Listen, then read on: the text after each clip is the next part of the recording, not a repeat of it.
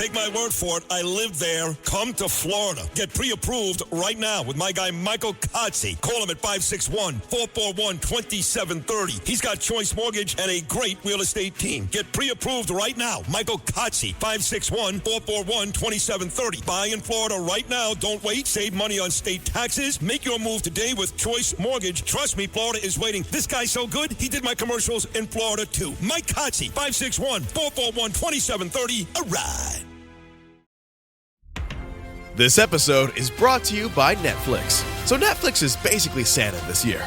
2 NFL games on Christmas Day, streaming live. At 1 p.m. Eastern, it's Cowboys, Commanders. Then at 4:30, you've got Lions, Vikings. Midwest football, playoff stakes, and probably some snow.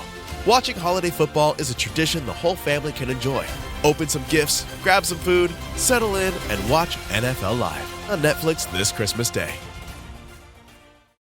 Sunday morning, Christmas week. It's going to be Christmas just in a few days, and then New Year's in a few more days. And, well, what's going to happen in New York January 1? We're going to have a new mayor, and we're all praying for the best.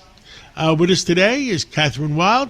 She's the executive and the president and CEO of the Partnership for New York. And she is on the transition team of the new mayor. Well, Kathryn Wylde, let's fill in the people of New York City and tell us what you know about the progress you're making on that transition team. Well, I think that we had a new appointment this week with for the budget director, which is a very important job, and I think it's a good appointment. Sharif Solomon is somebody that I've worked with over the years. He's a smart young man, and he definitely knows how to count. So I'm quite confident we're going to have a balanced budget, which is a good way to start the new year. So that's the start. And otherwise, we're waiting for a lot of important appointments, of course, building on First Deputy Mayor Dean Foulihan and Police Commissioner Jesse Tisch. So I think we're off to a good start, and we're excited to see what happens in the next 2 weeks before the mayor takes office in terms of the people he puts in place. Now, on the budget, I'm glad we have a budget person, and I've heard that rumors, and you don't know what's true anymore, and you don't know what's rumors anymore, that we're possibly $2 billion short. Is that accurate, or what do you hear? I heard the same thing, but I don't necessarily believe everything I read in the papers, but I did hear the same thing, and that there was a spending spree at the tail end of the Adams administration. I haven't had that confirmed yet, but I did hear the Independent Budget Office is concerned.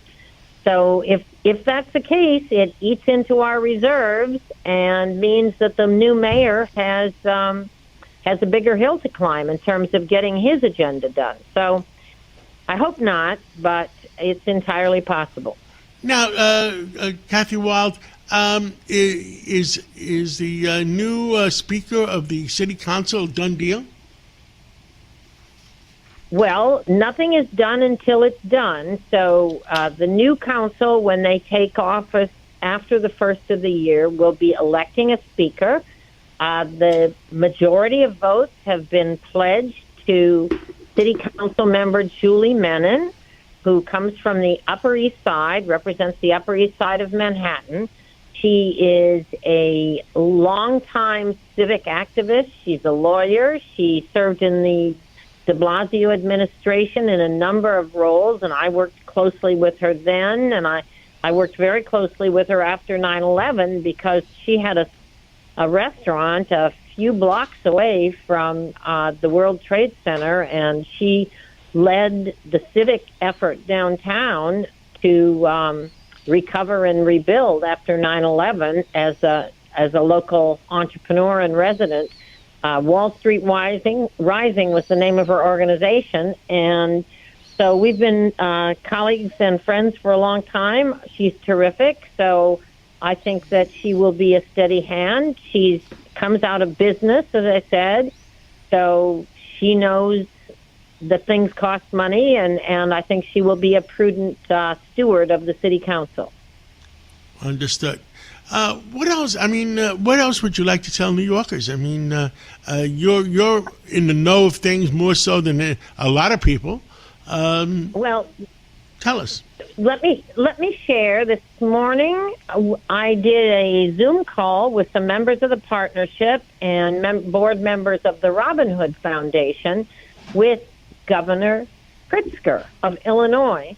And the purpose of the call was to hear from him about their experience with the with ICE and the National Guard, the what Chicago and some other cities in Illinois, which I didn't realize, experienced over the past year as a result of being a target for ICE enforcement in terms of removal of immigrants. And one of the sad things he told us was that many of the people who have been detained are U.S. citizens, and they're profiled incorrectly.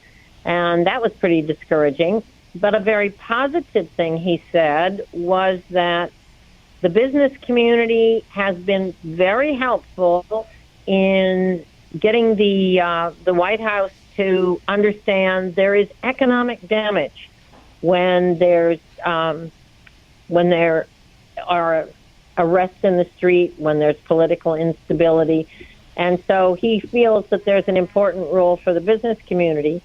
And the other interesting thing he said was that he got a call right after the election from the mayor-elect of New York City, Zoran Mandani, who he said called and really wanted to understand how Governor Pritzker had handled the situation in Illinois, what had gone well, what hadn't, what advice would he give our incoming mayor. And he was very impressed that Zoran had made that call and was, and I think it impressed our members who were on the phone that he had done that and reached out to somebody with experience. I think that's a real good omen for hopefully how our new mayor will respond when there are problems, a crisis, that he'll reach out to people who have had the experience and can help him out. Understood. Last question. How do you feel about losing our cardinal? Oh, Cardinal Dolan came from Wisconsin, which is the state I come from, so I've always had an affectionate relationship with him. I don't think anybody should have to retire at 75, myself, having passed that milestone a few years back. So I feel badly about losing him, but I'm hopeful. I felt badly about losing Cardinal O'Connor back in the day, and then Cardinal Dolan came in and turned out to be terrific. So I think we can hope for the best. Kathryn Wylde, have a Merry Christmas, and hopefully in the new year we can depend on new leadership in New York. Thank you, John. Merry Christmas to you as well. Thank you. Listen to this podcast now on the Red Apple Podcast Network. The Idea Gen Global Podcast with George Sifakis. I'm George Sifakis. In a world overflowing with noise, there is one forum where the world's smartest voices connect, where visionaries sit at the same table as innovators, and great minds don't just talk, they act.